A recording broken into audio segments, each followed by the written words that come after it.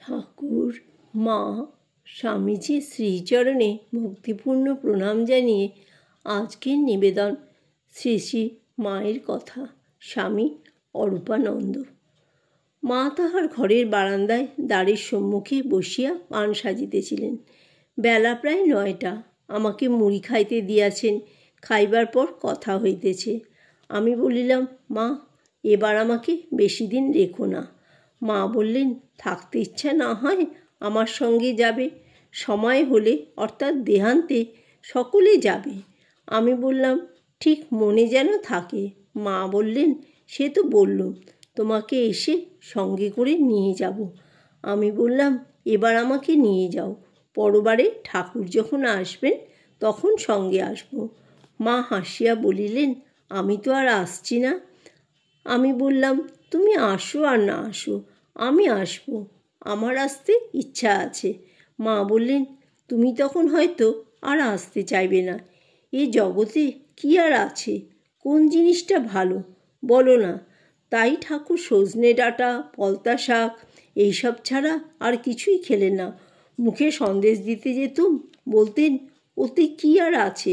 সন্দেশও যা, মাটিও তা। আমি বললাম, তা তুমি ঠাকুরের কথা কেন বলছো? তার কি তুলনা? মা বললেন, তাই তো, অমন আর একটি কি আর আছে? থাকলে তো হতো। এই সময় বরদা মামা মাকে চিঠি পড়িয়া শুনাইতে আসিলেন। এই চিঠির মধ্যে আমার সেজ ভাইয়ের এক চিঠি ছিল। তাহাতে আমাকে বাড়ি পাঠাইতে মাকে অনুরোধ করিয়াছেন। চিঠিখানি সংক্ষিপ্ত হইলেও ভাষা ও ভাব বেশ ছিল। শুনিয়া মা বলিলেন, আহা, কেমন লিখেছে! আমাকে বলিতেছেন, কেন সংসারে থাকবে, ঘরকন্না করবে, টাকা করবে, আমাকে পরীক্ষা করিতেছিলেন। আমি বললাম, মা, ওগুলো আর বলো না। মা বললেন, তা এত লোক সংসার করছে, তুমি নয় না করলে? আমি তখন কাঁদিতেছি দেখিয়াই সকরুণ হইয়া বলিতে লাগিলেন, কেঁদো না, কেঁদো না বাছা, তোমরাই ভগবান। ভগবানের জন্য কে সব ত্যাগ করতে পেরেছে। ঈশ্বরের শরণাগত হলে বিধির বিধি খণ্ডন হয়ে যায়। তার নিজের কলম নিজ হাতে কাটতে হয়। ভগবান লাভ হলে কি আর হয়? দুটো কি শিং বেরোয়? না সৎ সৎ বিচার আসে, জ্ঞান চৈতন্য হয়, জন্ম মৃত্যু তরে যায়, ভাবে লাভ। এছাড়া কে ভগবান দেখেছে? কার সঙ্গে ভগবান কথা কয়েছেন? ভাবে দর্শন, ভাবে কথাবার্তা, সব ভাবে হয়। আমি বললাম, না মা, এছাড়াও কিছু আছে, প্রত্যক্ষ লাভ। মা বললেন, সে এক নরেন পেয়েছিল, ঠাকুরের হাতে মুক্তির চাবি ছিল। আর কি, জপ ধ্যান করা আর ঠাকুরকে ডাকা, এই তো। বলিয়াই আবার সহাস্যে বলিতেছেন, আর ঠাকুরেরই বা আছে কি?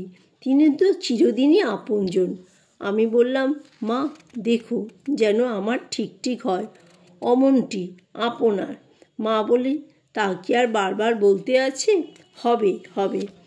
রাত্রি মায়ের ঘরে কথা হইতেছে। মা তক্তপোষে শুইয়া আছেন। বেদান্তের কথা উঠিয়াছে।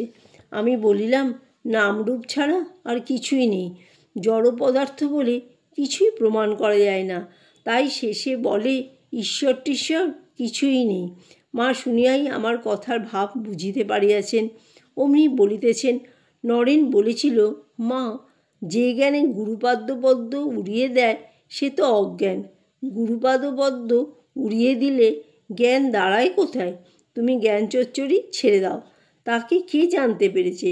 সুখ, ব্যাস, শিব, হদ্দ, ডেও, পিঁপড়ে।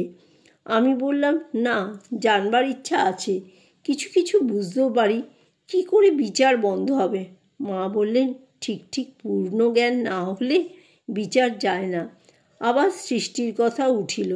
আমি বলিলাম, আচ্ছা, এই যে সব অসংখ্য প্রাণী, ছোট বড় সব কি এক সময়ে সৃষ্টি হয়েছে নাকি? মা বললেন, চিত্রকর যেমন তুলি দিয়ে চোখটি, মুখটি, নাকটি এমনি একটু একটু করে পুতুলটি তৈরি করে, ভগবান কি অমনি একটু একটু করে সৃষ্টি করেছেন? না, তার একটা শক্তি আছে। তার হাতে জগতের সব হচ্ছে, নাতে লোপ পাচ্ছে। যা হয়েছে সব এককালে হয়েছে, একটি একটি করে হয়নি। মায়ের ঘরে ডেও পিঁপড়ে খাবারের গন্ধে আশেপাশে ঘুরিতেছিল। হঠাৎ তাহার একটি চক্ষে পড়ায় অঙ্গুলি নির্দেশ করিয়া বলিলাম, তবে এই পিঁপড়েটি এত পাছে পড়ল কেন?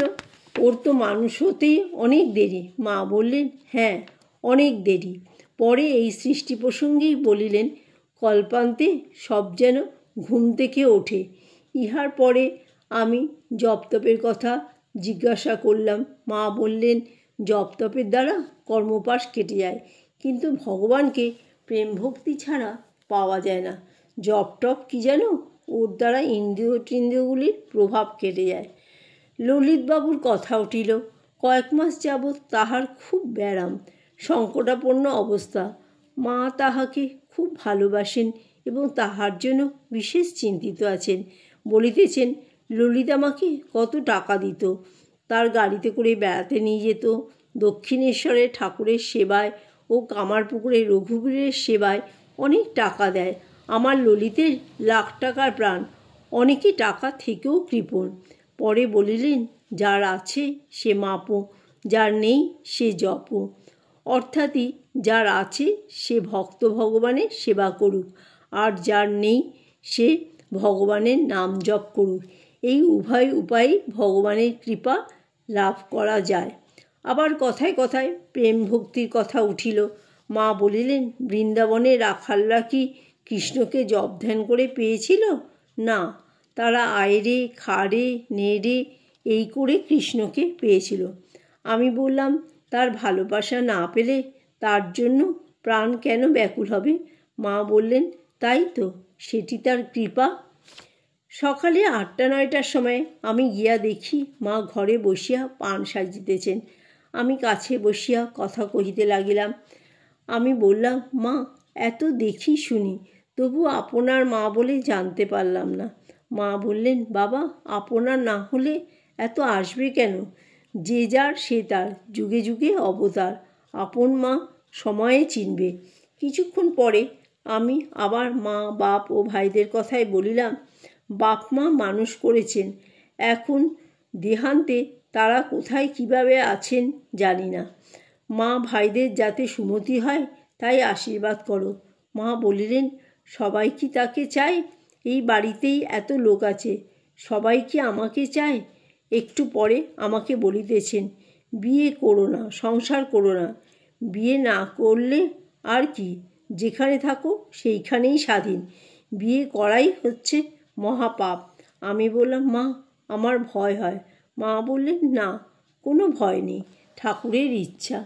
আমি বললাম, মন নিয়ে কথা, মন ভালো থাকলে যেখানেই থাকি না কেন, মা, তুমি দেখো আমার মন যেন ভালো থাকে। মা বললেন, তাই হবে।